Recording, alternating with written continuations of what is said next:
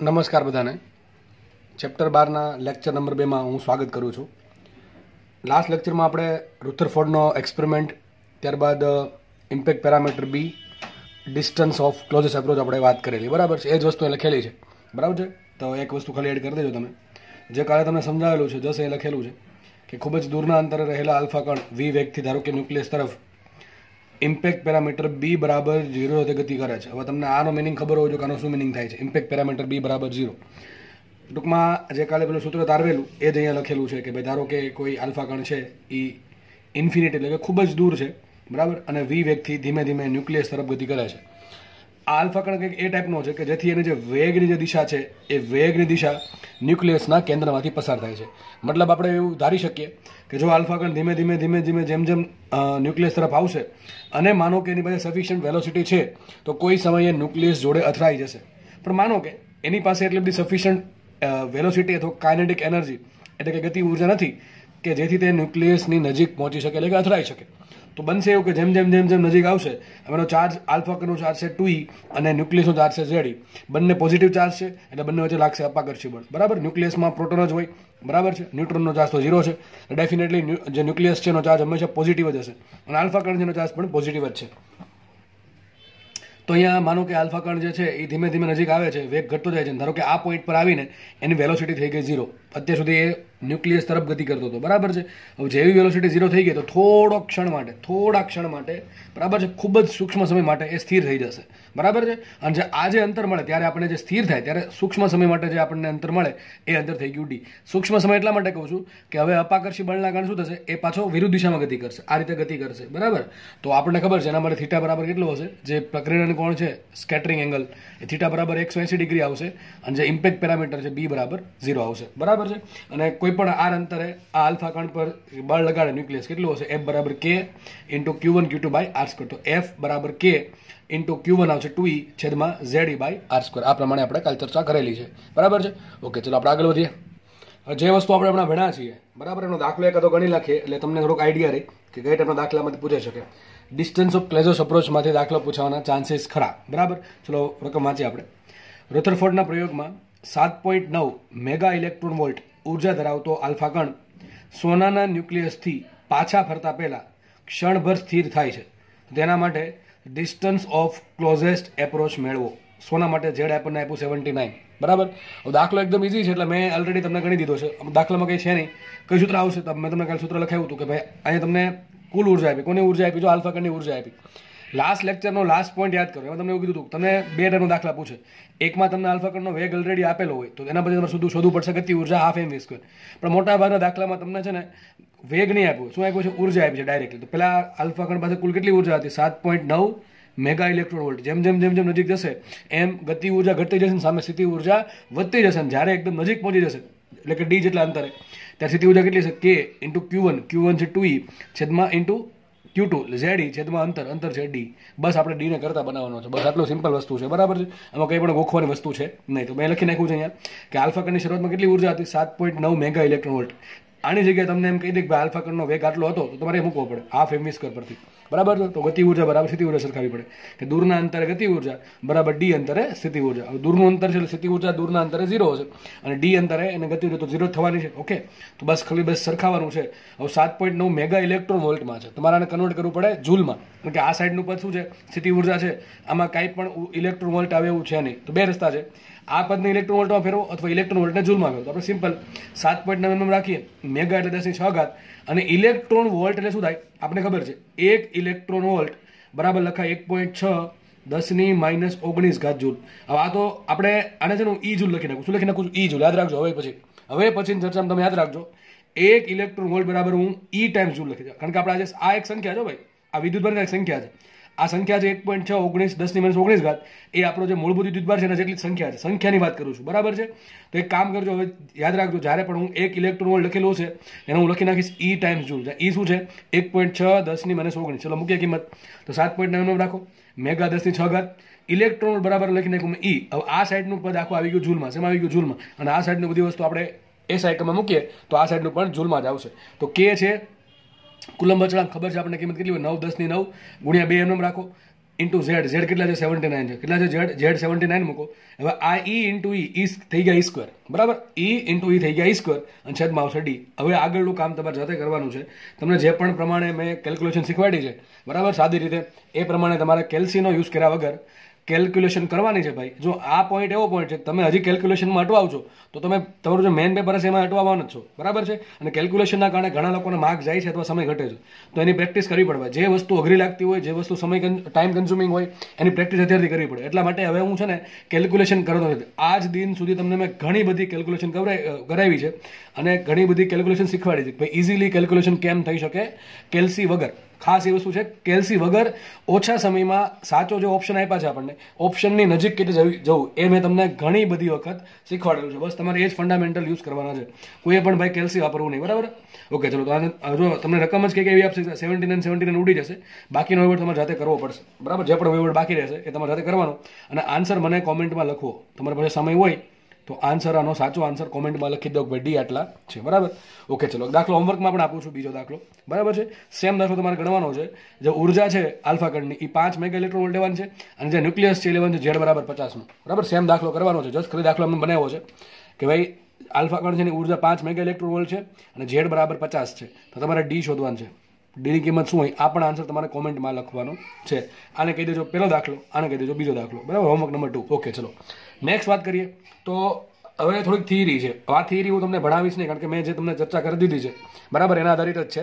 અને આ બધી થિયરી તમારે એનસીઆરટીની બુકમાં આવેલી છે. ડાલ્ટલનું મોડલ છે, થોમ્સનનું પ્લમ પુડિંગ મોડલ છે, એટલે કે ઘણી વખત એને તરબૂચ મોડલ પણ કહેવાય. રુધરફોર્ડની સમજૂતી ઓલરેડી મેં તમને આપી દીધી છે, અથવા એનો મોડલ કયો, રુધરફોર્ડના મોડલની મર્યાદા શું છે, ખામી શું છે, એ બધી વસ્તુ તમારે જાતે એનસીઆરટીની બુકમાંથી વાંચવી છે, બરાબર છે. અને અહીંયા પણ હું તમને છે ને આ લેક્ચરમાં થોડીક સ્લાઇડ તમને દેખાતી હશે તમારી સ્ક્રીન પર. એ સ્લાઇડ તમારે જે પોઈન્ટ તમને લાગતા હોય લખવા લાયક છે એ તમારે જાતે તમારી રીતે એડ કરી દેવા, બરાબર.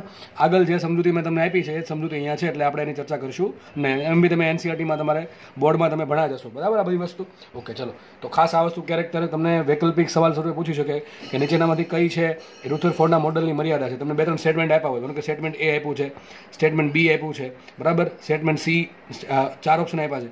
એક સ્ટેટમેન્ટ લીખવું છે, એક સ્ટેટમેન્ટ લીખવું છે. ઓપ્શન એ કંઈક આ ટાઈપનો છે, ઓપ્શન બી કંઈક આ ટાઈપનો છે. ઓપ્શન સી એવો છે કે એ અને બી બંને, ઓપ્શન સી એવું કહે છે એ અને બી બંને. ઓપ્શન ડી એવો છે કે ભાઈ એ અને બી એક પણ નહીં.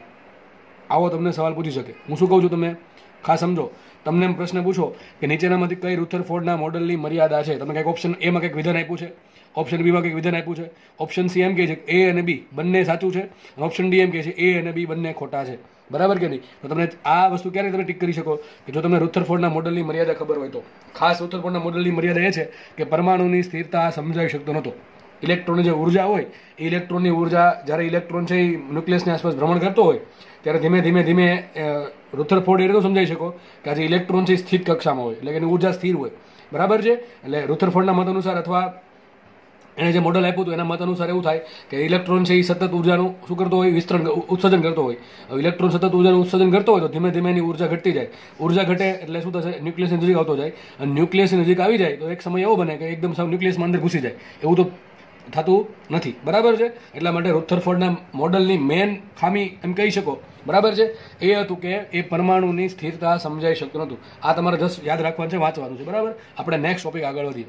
ઓકે ચલો, ખાસ તમને આ જે વસ્તુ છે એ તમને તમારી સ્ક્રીન પર જે દેખાય છે, બરાબર, વિડીયો પોઝ કરો અને જાતે એ જાણવાનો પ્રયત્ન કરો, બરાબર. તમારા અમુક જે મુદ્દા છે એ તમારી બુકમાં તમારે જાતે લખી નાખો.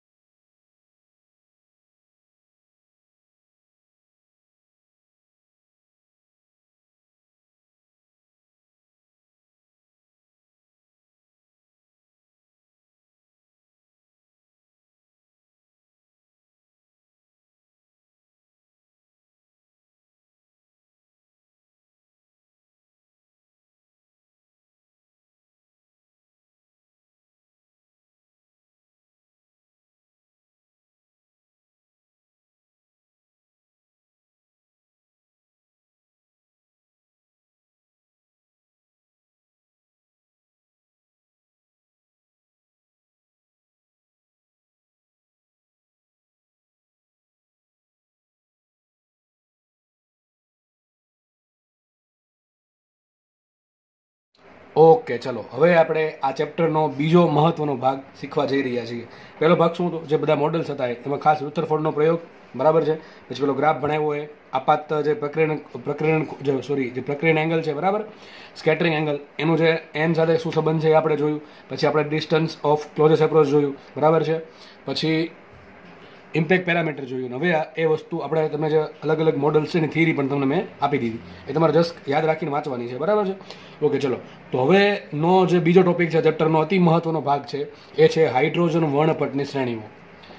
Definitely one question will be ask from this topic. આ ટોપિકમાંથી એક પ્રશ્ન 110% પૂછાશે જ. એ તમારી બોર્ડની એક્ઝામમાં કે ગુજકેટમાં હોય કે જી અથવા નીટ કોઈ પણ એક્ઝામમાં તમને 100% આ ટોપિકમાંથી પ્રશ્ન જોવા મળશે જ, બરાબર છે. તમારા પાસ્ટ યરના પેપર જોવાની છૂટ, આ ટોપિકમાંથી પ્રશ્ન જોવા મળશે અને જોવા મળવો જોઈએ, કારણ કે એકદમ ઇઝી ટોપિક છે. અને એક વખત આ જે લેક્ચર છે એ તમારે ધ્યાનથી સમજી લો એટલે ભવિષ્યમાં ક્યારે જોવો નહીં પડે પાછું ક્યારે, બરાબર છે.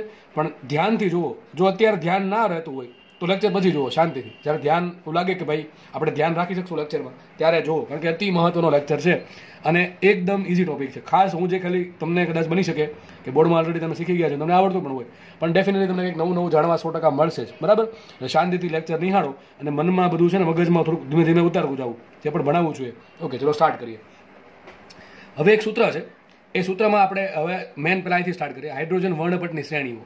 પહેલાં તો વર્ણપટ એટલે સુધી આપણને ખબર ન પડે, પણ તમે એક ચેપ્ટર ભણ્યા છો કદાચ બોર્ડમાં કે વિદ્યુત ચુંબકીય તરંગો. તમને અથવા ખબર હશે કે ભાઈ આપણે સૂર્યપ્રકાશ જે આવે એમાં ખાલી આપણે એક જ પ્રકાશ ના હોય. આપણે જે જોઈ છીએ દ્રશ્ય પ્રકાશ, લાઇટ વેવ, એ ખાલી નથી, ઘણા બધા એમાં વિકિરણો હોય છે. જેમ કે બધાએ એક્સરેનું નામ સાંભળ્યું હશે, બધાએ અલ્ટ્રાવાયોલેટ સાંભળ્યું હશે, ઇન્ફ્રારેડ સાંભળ્યું હોય, રેડિયો વેવ, માઇક્રોવેવ, બરાબર છે, ગેમા રેઝ, કોસ્મિક રેઝ, આ ઘણા બધા વર્ણપટ આ બધા છે ને વિકિરણો છે, બરાબર. વિદ્યુત ચુંબક ઇલેક્ટ્રોમેગ્નેટિક વેવ્સ, EMW છે. શું છે? ઇલેક્ટ્રોમેગ્નેટિક વેવ્સ, EMW છે, બરાબર છે. જેની આપણે ચર્ચા એક ચેપ્ટરમાં આપણે દ્રવ્યનો અને વિકિરણનો દ્વૈત સ્વભાવમાં કરેલી છે, બરાબર. જેમાં આપણે ફોટો ઇલેક્ટ્રિક અસરની ચર્ચા કરી હતી. તો આપણે જે પ્રકાશ જોઈએ છીએ એ કયો છે? ખાલી દ્રશ્ય પ્રકાશ. એની ફિક્સ એક તરંગ લંબાઈ છે અથવા એક એની આવૃત્તિ છે. તરંગ લંબાઈ આપણે નોર્મલી કરી રહીએ છીએ કે ભાઈ 4000 એંગસ્ટ્રોમથી 8000 એંગસ્ટ્રોમ.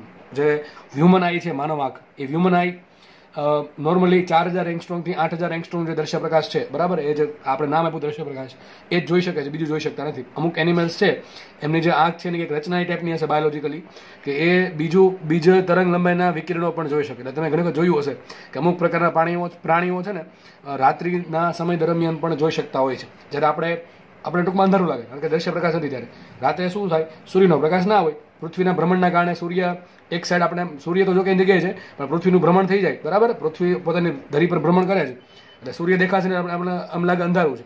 અંધારું હોવાનું કારણ જે છે કે સૂર્ય પ્રકાશ નથી, પણ સૂર્યના બીજા વિકિરણો હોઈ શકે, બરાબર છે. સૂર્યના બીજા વિકિરણો હોઈ શકે, પણ આપણને એમ લાગે દ્રશ્ય પ્રકાશ છે નહીં એટલે આપણે જોઈ શકશું નહીં, કારણ કે આપણી આંખની બનાવટ કંઈક એ ટાઈપની છે બાયોલોજીકલી.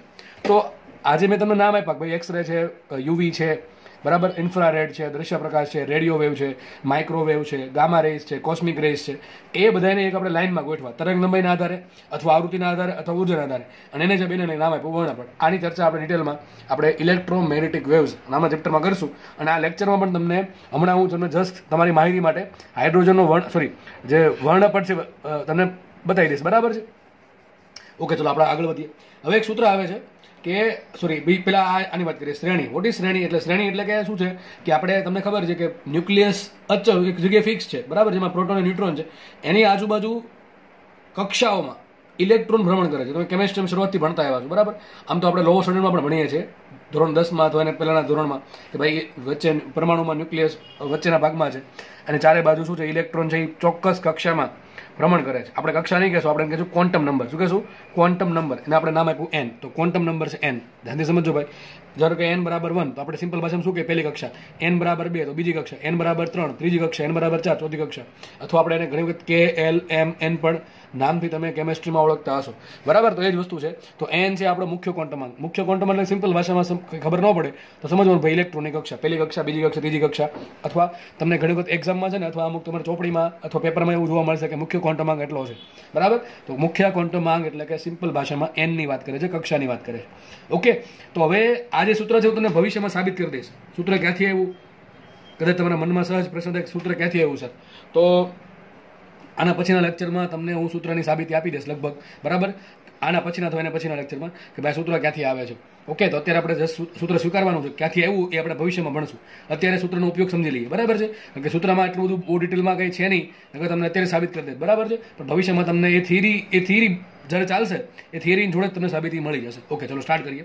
સૂત્ર કંઈક આવું છે, 1/λ ઇઝ ઇક્વલ ટુ RZ² કૌંસમાં 1/Ni² માઇનસ 1/NF². માનો તમને કંઈ ખબર જ નથી, બરાબર. હું એમ સમજીને તમને સમજાવું છું, તમને ભાઈ કંઈ ખબર છે નહીં કે દરેક વસ્તુ શું છે. પહેલું તો લેમડા, તમારા સાથે લેમડા ક્યાંથી આવું? માનો કે ઇલેક્ટ્રોન છે પહેલી કક્ષામાં ભ્રમણ કરે છે. માનો કે ઇલેક્ટ્રોન બીજી કક્ષામાં ભ્રમણ કરે છે. ઇલેક્ટ્રોન છે એ બીજી કક્ષામાં ભ્રમણ કરે છે. અહીં ધારો કે ન્યુક્લિયસ છે, બરાબર છે. અને આ ઇલેક્ટ્રોન જે છે આપણે એવું ભણશું ભવિષ્યમાં, બરાબર, આના પછીના લેક્ચર્સમાં, કે જેમ જેમ ક્વોન્ટમ નંબર વધારે એમ ઇલેક્ટ્રોનની ઉર્જા વધારે. ટૂંકમાં ઇલેક્ટ્રોન જેમ ન્યુક્લિયસની નજીકની કક્ષામાં હોય એની ઉર્જા ઓછી હોય, ટૂંકમાં બંધનમાં હોય. જોશું આપણે માઇનસમાં ઉર્જા હોય, -13.6 Z²/n². આવું સૂત્ર હું ભવિષ્યમાં તમને સાબિત કરી દઈશ, બરાબર છે. ત્યારે જોશું આપણે કે ઇલેક્ટ્રોન માટે n જેટલું છે નાનું હોય એટલે માઇનસ મોટું આવશે, ટૂંકમાં માઇનસમાં ઉર્જા મોટી આવશે. અત્યારે એટલું યાદ રાખી લો કે જે નીચી કક્ષાઓ છે તો જે મુખ્ય ક્વોન્ટમમાં n ની કિંમત જેટલી નાની એટલી ઇલેક્ટ્રોનની ઉર્જા ઓછી, બરાબર. ટૂંકમાં એટલું ઇલેક્ટ્રોન બંધનમાં છે. વિચારો ને ભાઈ, કારણ શું એનું? કે ન્યુક્લિયસની જેટલો નજીક હશે એટલું એના પર વધારે પ્રબળ આકર્ષણ બળ લાગશે. જે ઇલેક્ટ્રોન દૂર છે એના પર ન્યુક્લિયસનું આકર્ષણ બળ ઓછું હશે. એટલે કે જે દૂરનો ઇલેક્ટ્રોન જે છે, બરાબર, એને ઇલેક્ટ્રોન આપણે ન્યુક્લિયસમાંથી છટકવું હોય તો ઓછી ઉર્જાની જરૂર પડે વિથ કમ્પેર ટુ જે અંદરના ઇલેક્ટ્રોન છે એની સાપેક્ષે, બરાબર. હવે આપણે એવું ભણશું કે આજે વધારે ઉર્જાવાળો ઇલેક્ટ્રોન છે, એટલે કે જે ઊંચી કક્ષામાં રહેલો છે, બરાબર છે, એ ઇલેક્ટ્રોન જ્યારે ઊંચી કક્ષામાંથી નીચી કક્ષામાં આવે ત્યારે અમુક પ્રકારના તરંગોનું ઉત્સર્જન કરે. હવે આ મેં નથી કીધું, આ કોઈએ કીધું છે. કોણે કીધું છે? બોર નામનો વૈજ્ઞાનિકે એનું જે મોડલ આપ્યું, બોરનું મોડલ, એનો બોરનો મોડલ છે એક્ઝેક્ટલી અધિતર્ક તરીકે છે, એના સ્ટેટમેન્ટ કંઈક છે.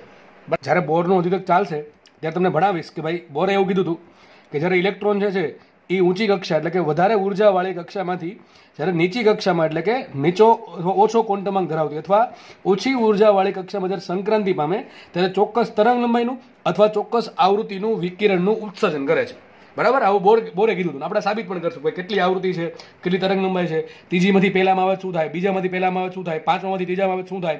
આ દરેક વસ્તુ આપણે ડિટેલમાં ચર્ચા કરવાની છે, બરાબર છે. તો જે તરંગ લંબાઈ મળશે અથવા જે આવૃત્તિ મળશે એનું સૂત્ર અહીંયા છે. એ સૂત્ર લેમડા બતાવે છે. ઇલેક્ટ્રોનની સંક્રાંતિ થવાથી જે તરંગ ઉત્પન્ન થાય છે એ તરંગની તરંગ લંબાઈ કેટલી એ સૂત્ર પરથી મળે. એ તરંગની આવૃત્તિ કેટલી? સીધી વાત છે, F બરાબર C લેમડા. C બરાબર F ઇન્ટુ લેમડા. C બરાબર F ઇન્ટુ લેમડા. તમને લેમડા મળે તો ડેફિનેટલી F મળશે, બરાબર કે નહીં? એ પછી ચર્ચા કરશું આપણે ભવિષ્યમાં. અત્યારે સૂત્ર તમારી સામે છે. સૂત્ર ખબર પડી કે લેમડા શું છે? લેમડા છે તરંગ લંબાઈ છે. કોની તરંગ લંબાઈ છે તો આપણે જોશું હમણાં. સૂત્રમાં આપણે એક પદ આવશે R. હકીકત આરનો જન્મ ડાયરેક્ટ નથી થયો, એ તમને જ્યારે સાબિત કરી ત્યારે કહીશ તમને કે આર એક્ઝેક્ટલી ક્યાંથી આવે છે.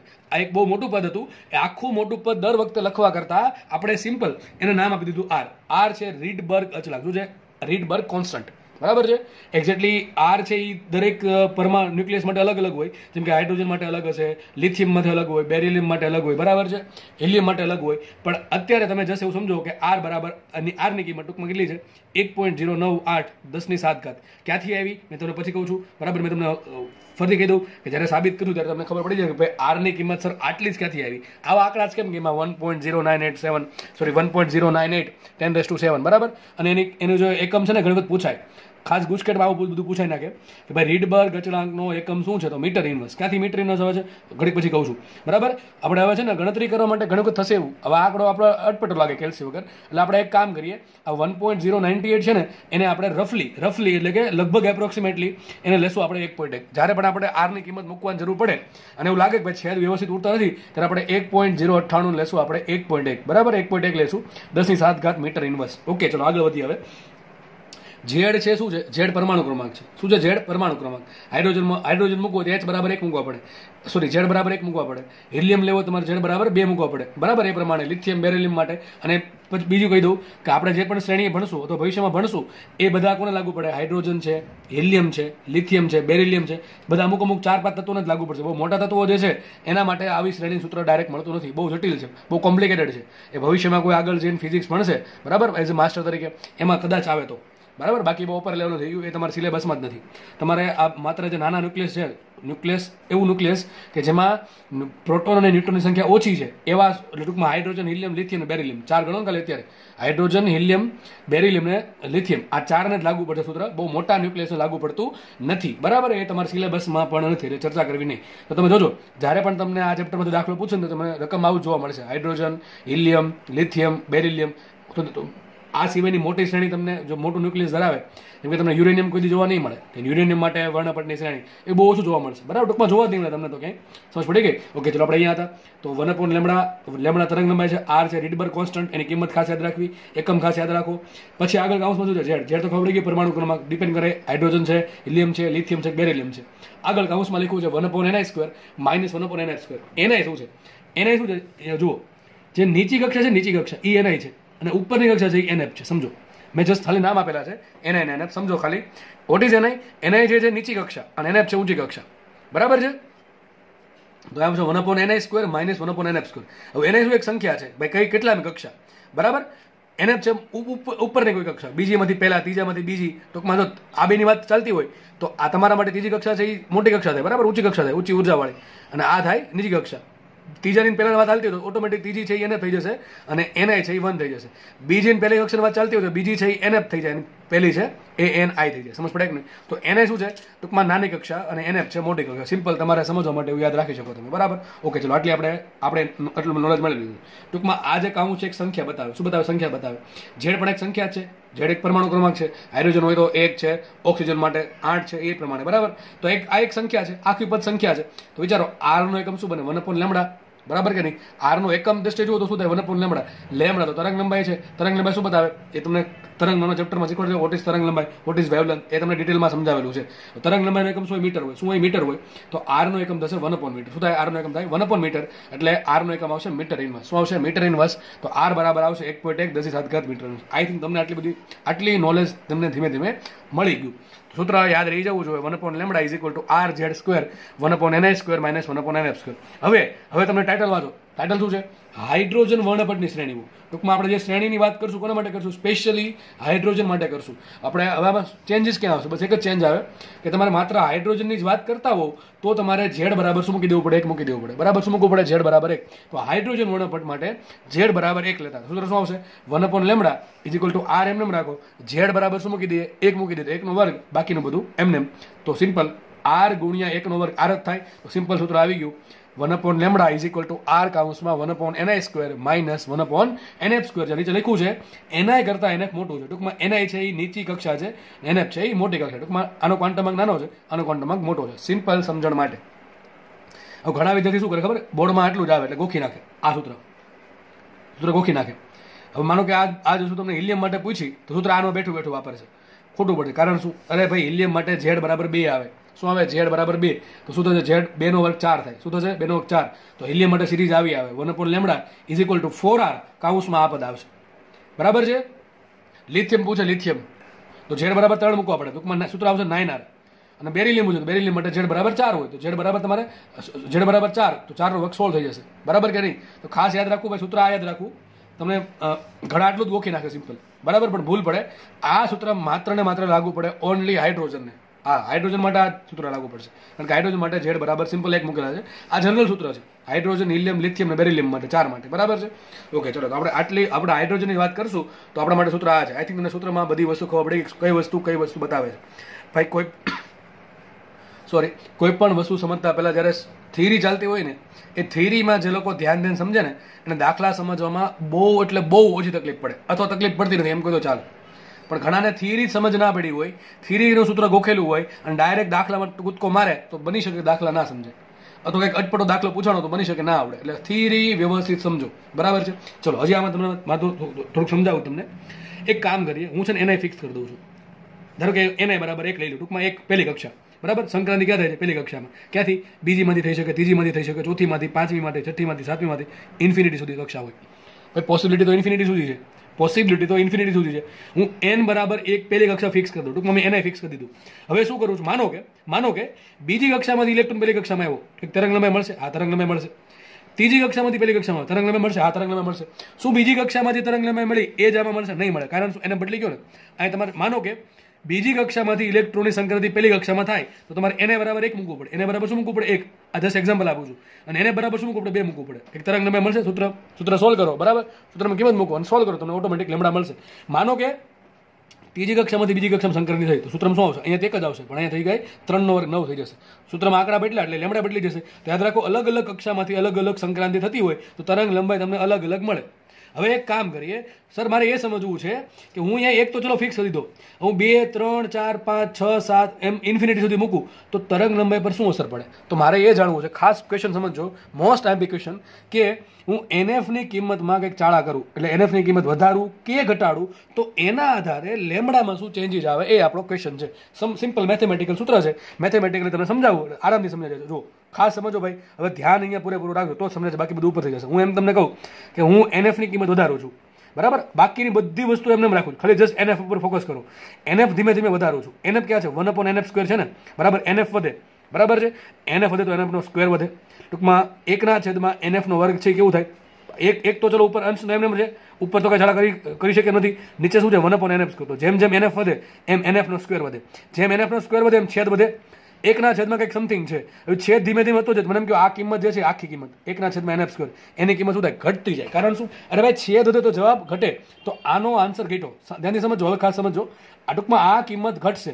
જેમ જેમ જેમ જેમ એનએફ વધશે એમ nf² વધે, એમ છેદ વધે. જેમ છેદ વધે એમ તમારો જવાબ ઘટે. તો મારી પાસે આ કિંમત જે છે 1/nf² એની કિંમત ધીમે ધીમે ઓછી થશે. હવે આ જે આખું પદ જે છે એ આગળ કંઈક પદમાંથી બાદ થાય છે. આગળના પદમાંથી આ પદ બાદ થાય છે. મેં તમને હમણાં કીધું કે આગળનું પદ છે કેવું અચળ છે, બરાબર. એને બરાબર તમે કોઈ પણ ધારી શકો, 1, 2, 3 કોઈ પણ ધારી શકો. સિમ્પલ ધારો કે એક ધારી લઈએ તો 1/1 1 થઈ ગયો. તો આગળ એકડો છે, બરાબર. 1 માંથી કંઈક બાદ થાય છે. ટૂંકમાં આગળનું પદ કેવું છે? આ પદ અચળ છે. કેવું પદ છે? અચળ છે. આ આગળનું પદ અચળ છે. અચળમાંથી કંઈક બાદ થાય છે. અચળ પદમાંથી કંઈક બાદ થાય છે.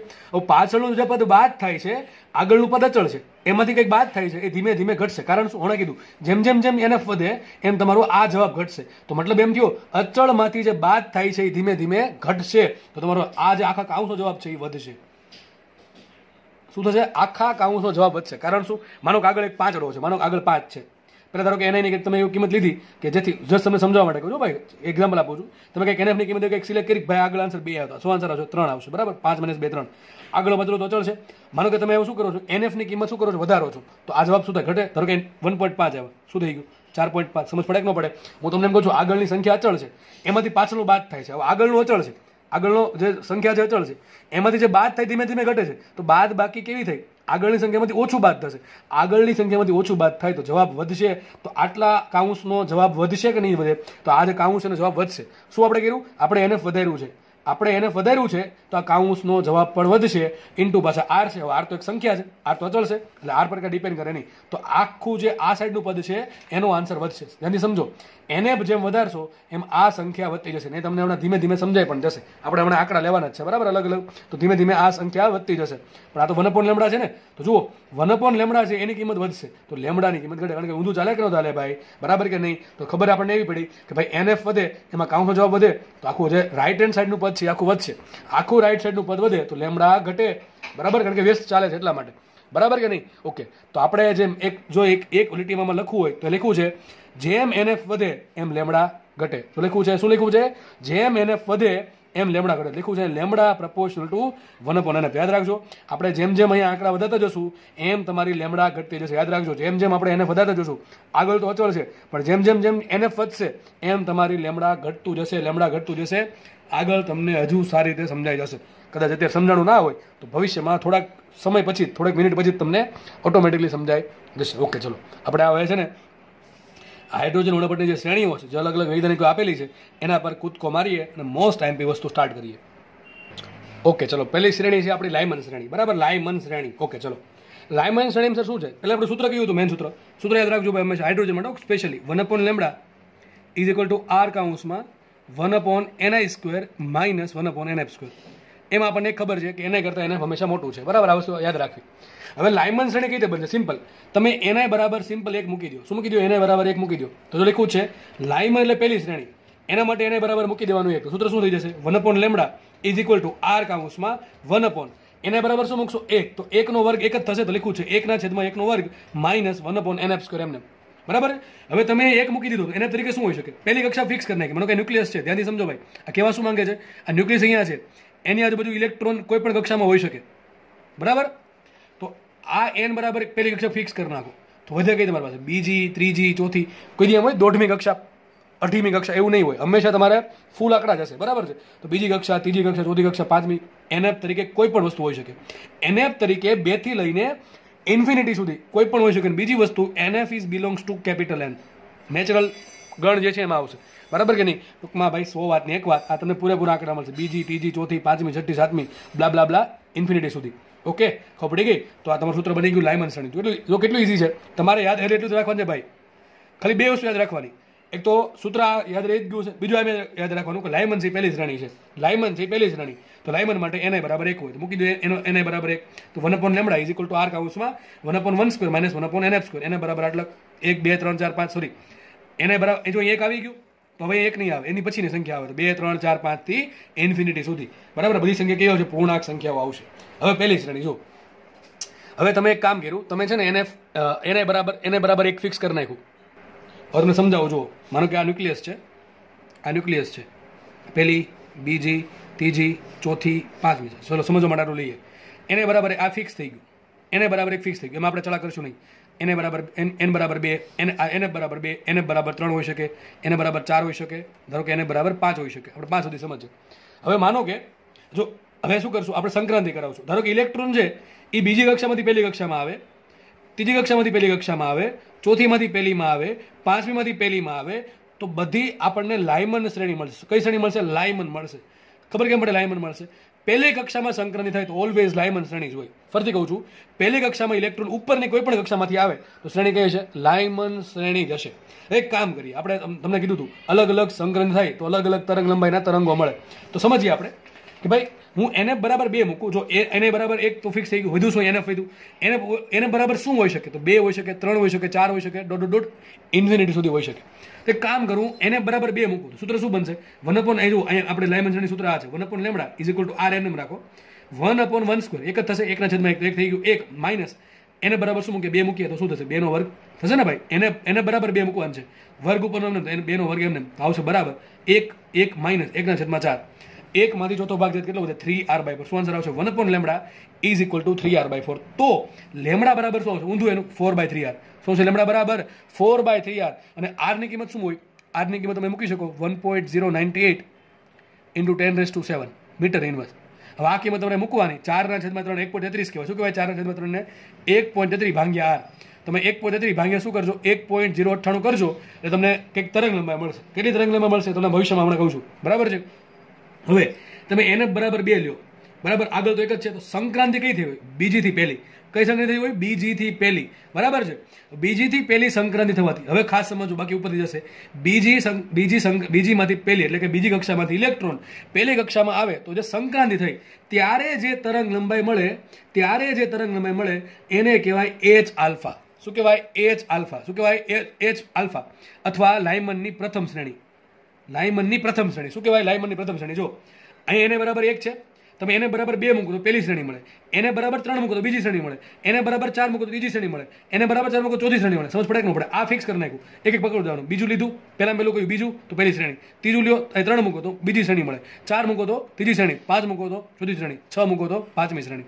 ગણી લેવાની. આ પહેલી શ્રેણી, બીજી, ત્રીજી, ચોથી, 5મી. કેટલું ઈઝી છે, ધ્યાનથી સમજો ભાઈ, તો જ ઈઝી લાગશે, બાકી બધું ઉપર થઈ જશે. એક કામ કરીએ ફટાફટ, આપણે એને બરાબર 3 મૂકી દો. શું મૂકી દો? એને બરાબર 3. ટૂંકમાં અહીંયા એકડો ફિક્સ જ છે. મતલબ શું થયો? મતલબ એમ થયો કે તમારો ઇલેક્ટ્રોન ત્રીજી કક્ષામાંથી પહેલી કક્ષામાં આવે, ત્રીજી કક્ષામાંથી ઇલેક્ટ્રોન ક્યાં આવે છે? પહેલી કક્ષામાં. તો શું બને? પહેલી કક્ષામાં એટલે એક વાત તો બાકી લાયમન શ્રેણી જ છે. ત્રીજી કક્ષામાંથી પહેલી કક્ષામાં આવ્યો એટલે કઈ શ્રેણી હશે? લાયમન શ્રેણી જ છે. પણ ક્યાંથી આવ્યો? ત્રીજીમાંથી પહેલીમાં. પહેલા ક્યાં હતો? બીજીમાંથી પહેલીમાં. હવે ક્યાં? ત્રીજીમાંથી પહેલીમાં. આને કહેવાય લાયમનની બીજી શ્રેણી. શું કહેવાય? લાયમન દ્વિતીય અથવા લાયમનની બીજી શ્રેણી, જેને નામ આપ્યું હોય h બીટા. યાદ રાખજો, યાદ રાખો, જેને નામ આપેલા છે h આલ્ફા એટલે પહેલી શ્રેણી, h બીટા એટલે બીજી શ્રેણી, બરાબર છે. આ પ્રમાણે આગળ વધતું જવાનું. h ઇન્ફિનિટી એટલે છેલ્લી શ્રેણી. છેલ્લી શ્રેણી એ પછી લાઇમનની હોય, બામરની હોય, પાસવર્ડની હોય, બ્રેકેટની, ફંડની કોઈ પણ નહીં હોય. એચ અલ્ફા એટલે પહેલી, એચ બીટા એટલે બીજી અને એચ ઇન્ફિનિટી એટલે છેલ્લી. બરાબર, એટલે યાદ રાખો, ચાલશે. ઓકે, ચલો આગળ વધીએ આપણે. તો એને બરાબર 3 લો. કેટલા લો? એને બરાબર 3. તો સંગતિ કેટલી થાય? ત્રીજીમાંથી પહેલીમાં. એને 3 મૂકો કઈ 3 મળશે? લાઇમનની દ્વિતીય શ્રેણી મળે, અથવા એને કહેવાય એચ બીટા. તમને રકમમાં આવું લખેલો હશે કે લાઇમનની દ્વિતીય શ્રેણી, અથવા તમને એમ કીધું હોય એચ બીટા લાઇમન. તો બેનો મિનિંગ કેવો થાય? સરખો. બેનો મિનિંગ એમ જ થાય કે ત્રીજી કક્ષામાંથી પહેલી કક્ષામાં ઇલેક્ટ્રોન આવે છે. તો 1/λ ઇઝ ઇક્વલ ટુ r કાઉન્સમાં 1 માઇનસ 1/nf. એને બરાબર શું મૂકવાનું? 3 નો વર્ગ. તો r minus 1 minus 1/9, that is 9 × 9 minus 1, 8r/9. તો 1/λ બરાબર મળશે 8r/9. તો લેમડા બરાબર શું મળશે? 9/8r. શું મળશે? 9/8r. તો જો તમે 9 ભાગ્યા 8 કેલ્શિયમ મારશો તો શું આવશે? 1.12 આવશે. જો કાંઈ યાદ રાખવા થતું નથી. બરાબર, આ તમારે યાદ નથી રાખવાનું. તમને મેં જસ્ટ સમજાવવા માટે લખ્યું છે. શું આવશે? 1.12. આગળ શું આવ્યું હતું? પહેલાં હતું બીજીમાંથી પહેલીમાં, હવે થયું ત્રીજીમાંથી પહેલીમાં. આગળ આંકડો શું હતો? 1.33 હતું. અહીંયા છે 1.12. ચલો, છેદમાં આર તો ફિક્સ થઈ ગયા. ઉપર પહેલા 1.33 હતું, હવે 1.12 છે. તો તરંગલંબાઈ મોટી કોણ થાય? ઉપરથી નીચેની. અરે આ તરંગલંબાઈ મોટી થાય, આ તરંગલંબાઈ નાની થાય. 1.33 ભાગ્યા આર કરો અને 1.12 ભાગ્યા આર કરો, કંઈક અલગ અલગ આન્સર આવશે. બરાબર, મોટો આન્સર કોનો હશે? આનો આન્સર હશે.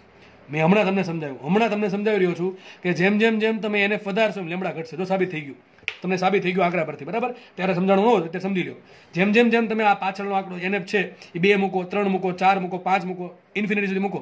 જેમ તમે મૂકતા જશો, વધારતા જશો, એમ તમારી તરંગ લંબાઈ ઘટતી જશે. તમારી તરંગ લંબાઈ ઘટશે. પેલા કેટલી આવી? 1.33 ભાગ્યા. હવે કેટલી આવી? 1.12 ભાગ્યા. અને શું કહેવાય? H beta. શું કહેવાય? એને એચ બીટા કહેવાય. બરાબર છે. આગળ વધીએ આપણે. આગળ જો તમે એને બરાબર 4 મૂકો એટલે કે શું થશે? ચોથી શ્રેણીમાંથી પહેલી શ્રેણીમાં સંક્રાંતિ થાય. બરાબર છે.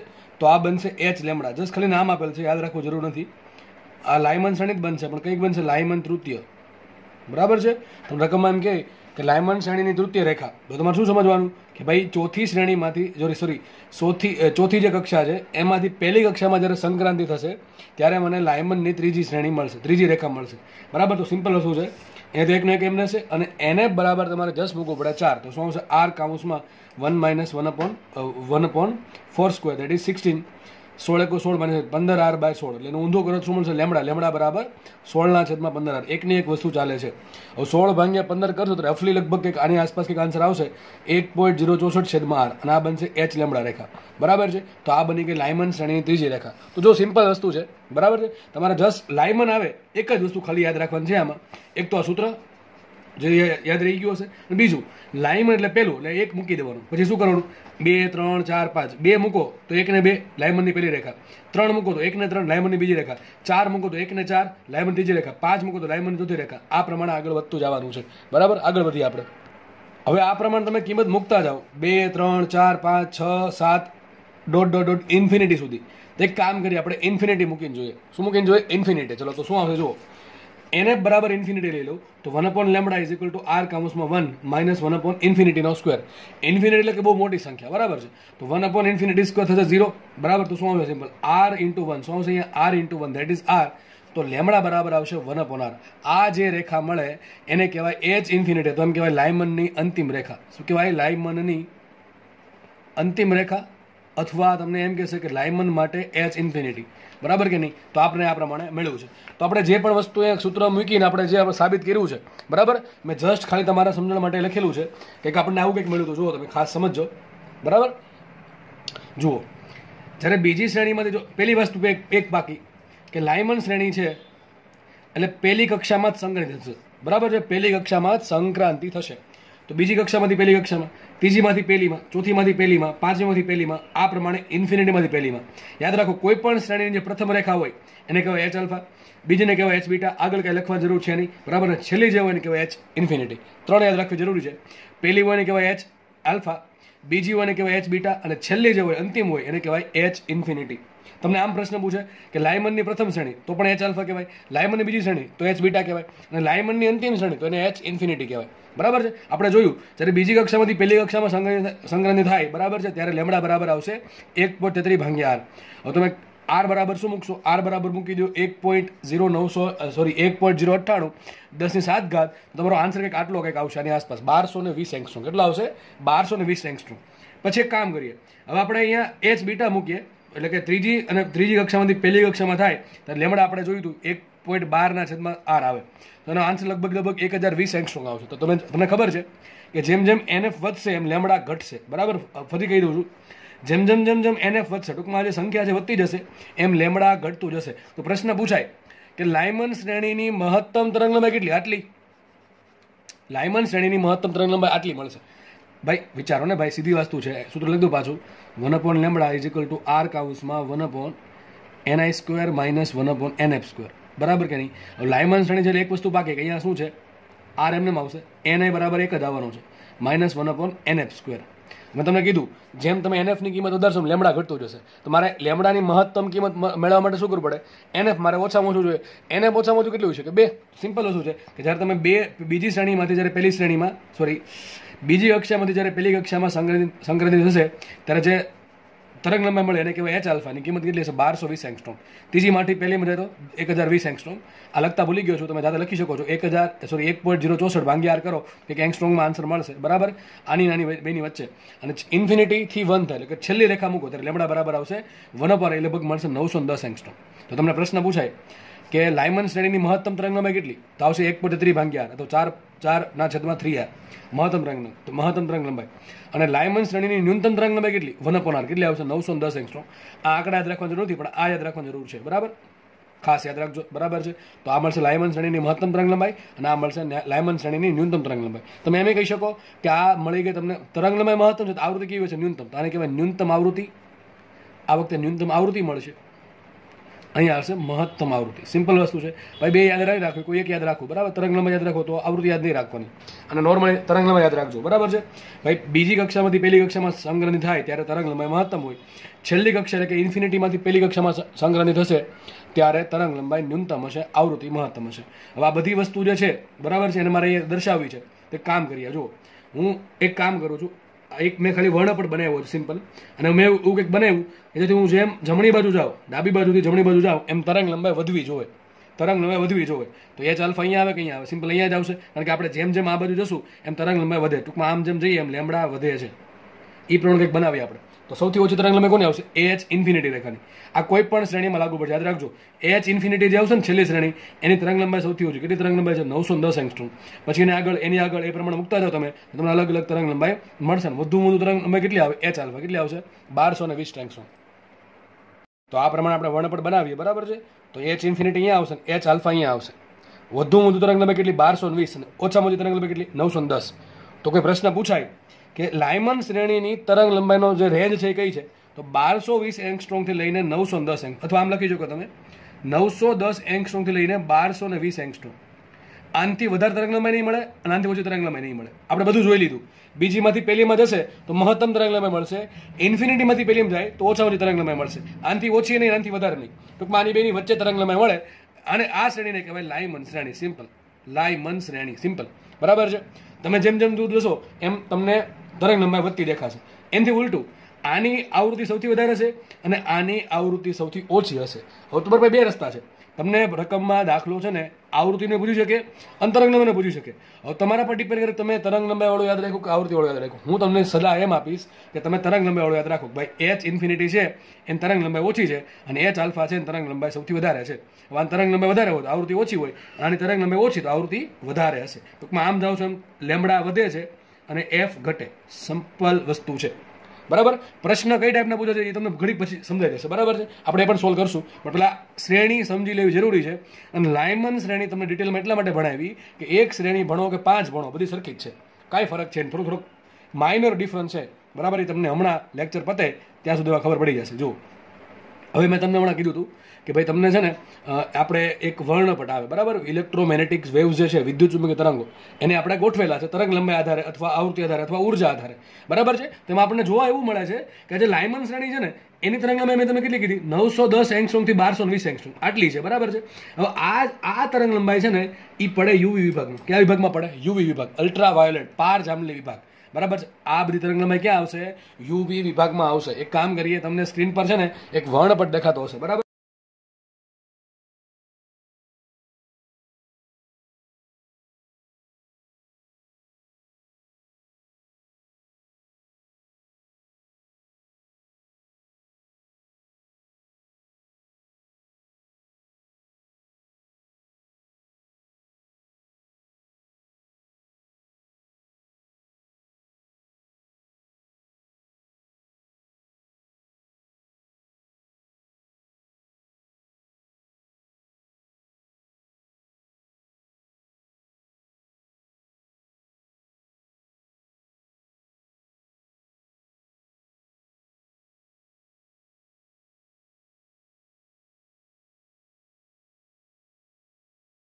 બરાબર. એ વર્ણપટ તમે જુઓ દૂર, તમે ટૂંકમાં જો એમાં નક્કી કરો કે જેમ જેમ તમે દૂર જાઓ છો, નજીક આવો છો, એમ તરંગ લંબાઈમાં શું ફેરફાર આવે છે, કોને યુવી કહેવા, કઈ રેન્જને દ્રશ્ય પ્રકાશ કેવી, કઈ રેન્જને તમારે ઇન્ફ્રારેડ કેવી, બરાબર કે નહીં. તો આ જે 910 થી 1220 એંગસ્ટ્રોમની તરંગ લંબાઈ છે એ તરંગ લંબાઈ શેમાં પડે? યુવી વિભાગમાં પડે. તો લાયમન શ્રેણીની બધી તરંગ લંબાઈ પારજાંબલી વિભાગમાં પડે છે. શેમાં પડે છે? પારજાંબલી. મોસ્ટ ટાઈમી પ્રશ્ન, બરાબર છે. તમને ઘણી વખત એવું પૂછે કે નીચેનામાંથી કઈ શ્રેણીની તરંગ લંબાઈ પારજાંબલી વિભાગમાં પડે? શું આન્સર આવશે? લાયમન શ્રેણીનું. કારણ શું? અહીંયા છે, બરાબર છે. આપણે જે વર્ણપટ છે એમાં આટલી જે રેન્જ છે, ટૂંકમાં આ જે રેન્જ છે એ શેમાં આવે? પારજાંબલીમાં આવે. ઓકે, એટલે લાયમન શ્રેણી પારજાંબલી વિભાગમાં પડે છે. ઓકે, એ તમે વર્ણપટ પરથી પણ નક્કી કરી શકો છો.